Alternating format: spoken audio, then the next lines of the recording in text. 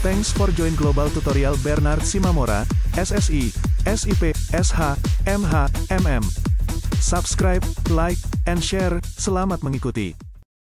Pengantar Ilmu Hukum. Topik ke-19 dari 80 topik. Tujuan hukum, bagian kedua. Tujuan hukum dapat dicapai dengan salah satu aspek yang cukup berperan adalah faktor kesadaran hukum masyarakat. Eksistensi kesadaran hukum masyarakat sebagai usaha untuk mencari sahnya hukum merupakan konsekuensi dari berbagai permasalahan yang timbul.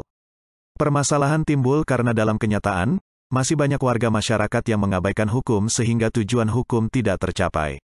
Kesadaran hukum juga masih sulit untuk menentukan apa sebenarnya hakikat kesadaran hukum, tingkatannya, serta bagaimana cara menumbuhkan serta membinanya.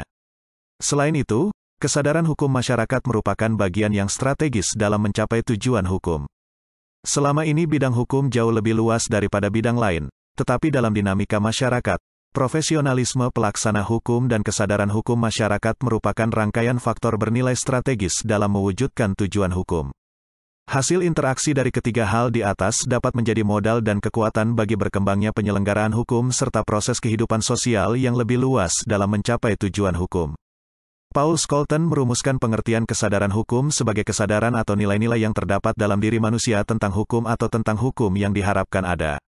Penekanan Paul Scholten terletak pada nilai-nilai bagaimana fungsi dan peran yang hendak dijalankan untuk mencapai tujuan hukum. Bukan suatu penilaian hukum terhadap kejadian konkret dan fakta-fakta hukum yang terjadi pada suatu masyarakat.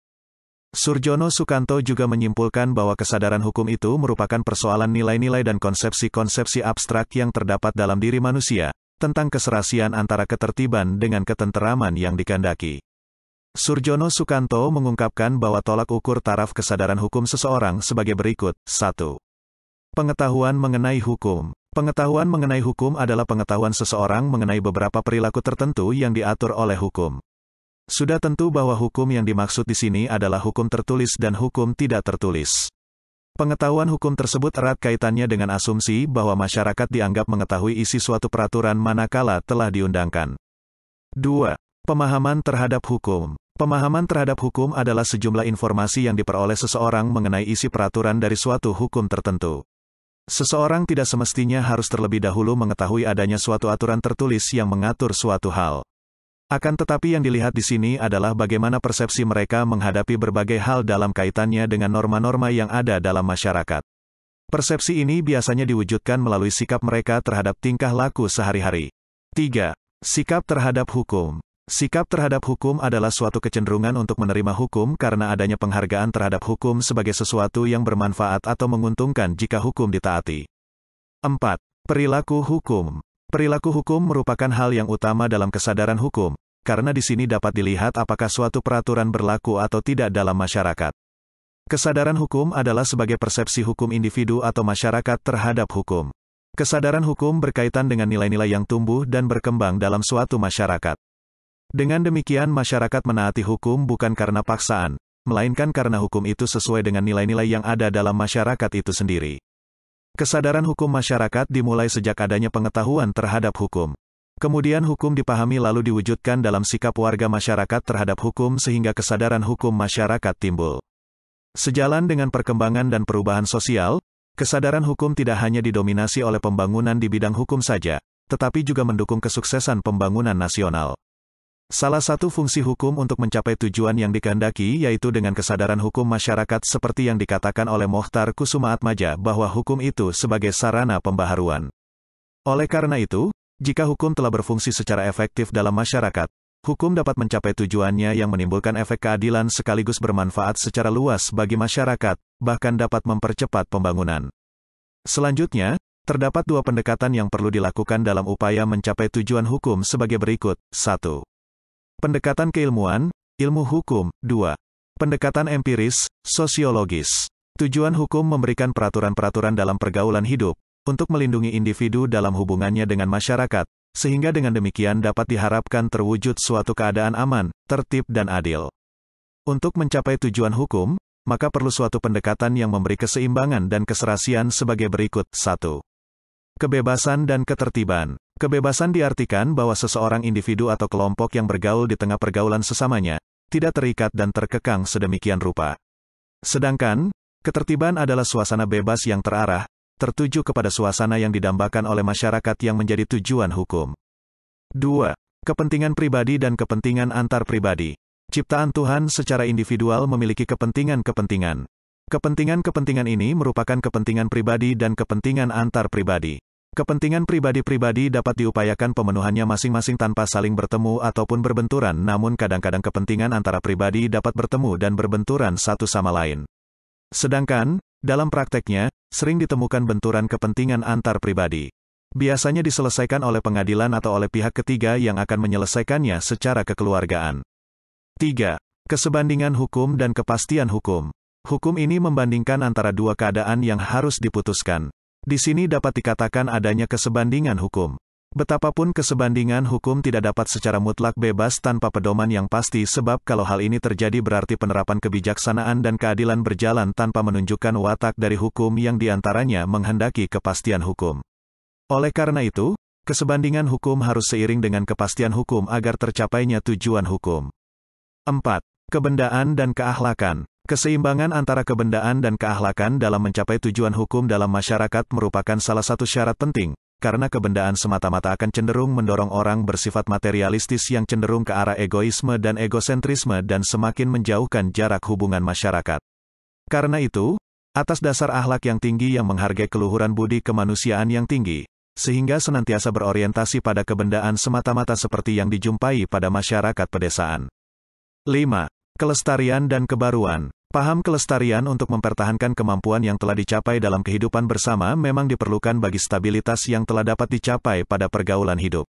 Namun, apabila hal ini menjadi orientasi untuk mencegah usaha yang akan mendorong ke arah kemajuan, jelas akan menempatkan masyarakat yang bersangkutan menjadi statis dan konservatif. Oleh karena itu, perlu diseimbangkan paham kebaruan dengan mendukung inovasi atau penemuan-penemuan baru dalam perkembangan. Hal ini dikarenakan masyarakat harus berkembang maju asal tidak membawa ketergantungan dan konflik. Teori campuran dikemukakan oleh Mohtar Kusumaatmadja, bahwa tujuan pokok dan pertama dari hukum adalah ketertiban. Di samping ketertiban, tujuan hukum adalah tercapainya keadilan yang berbeda-beda isi dan ukurannya menurut masyarakat dan zamannya. Menurut Purnadi dan Surjono Sukanto, tujuan hukum adalah kedamaian hidup antar pribadi yang meliputi ketertiban antar pribadi dan ketenangan intern pribadi. Dengan demikian, kehidupan manusia tanpa hukum merupakan kehidupan yang tidak bernilai.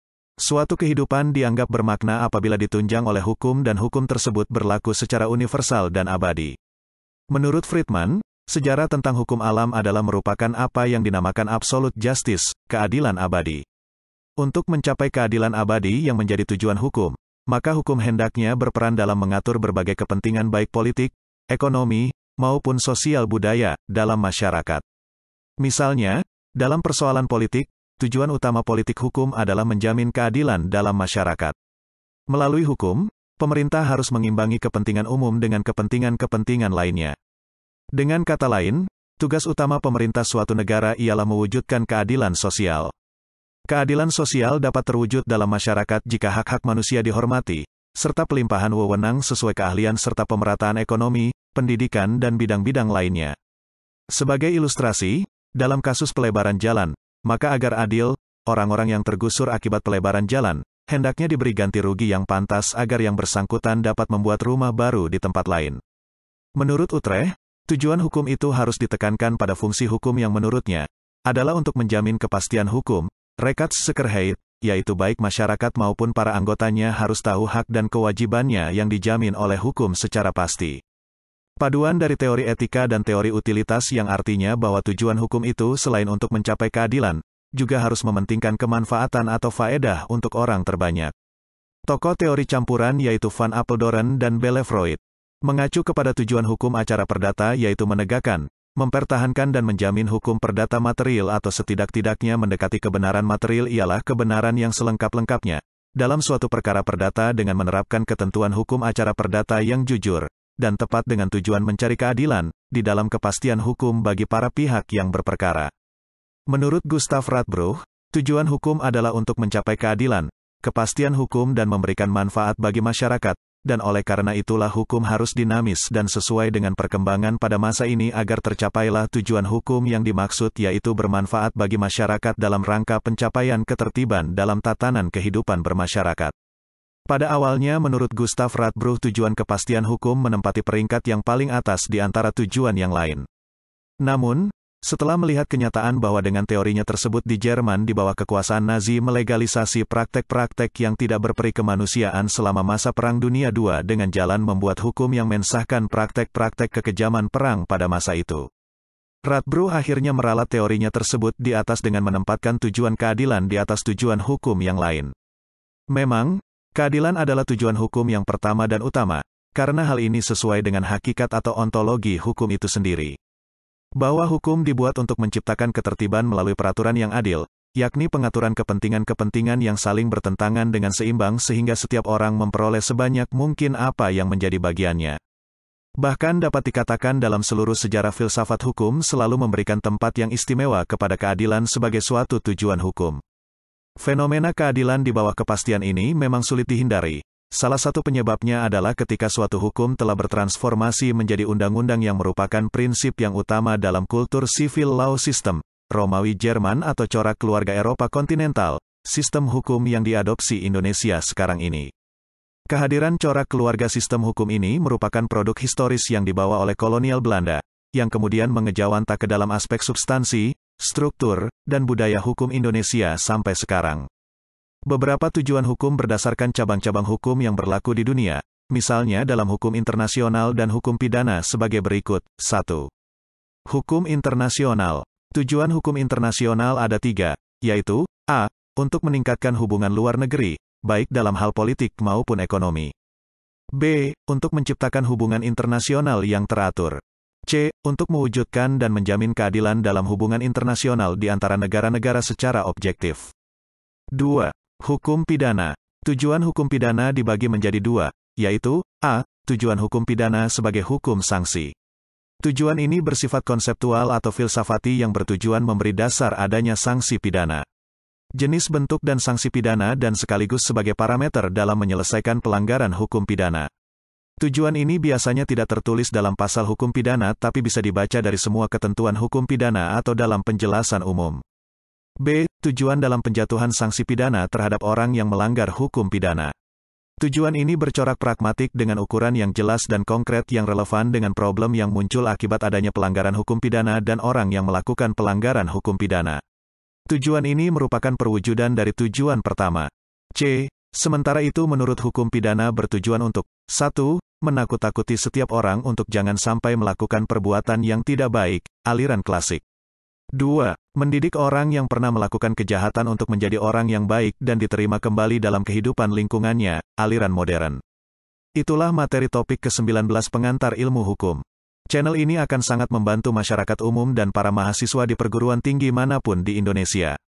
Ratusan video tutorial S1 Ilmu Hukum, S1 Ilmu Pemerintahan, S1 Ilmu Komunikasi, S1 Ilmu Manajemen, S1 Ilmu Administrasi dan lainnya disajikan di channel. Video tutorial dituturkan dan disubtitelkan agar dapat ditonton, dibaca sambil didengarkan. Jangan khawatir jika tidak langsung paham. Untuk pemahaman yang lebih baik, putar dan dengarkan video tutorial berulang-ulang. Subscribe dan like, agar Anda mendapatkan update tutorial lainnya. Bagikan juga link video ini, agar teman lain juga mendapatkan manfaat channel ini.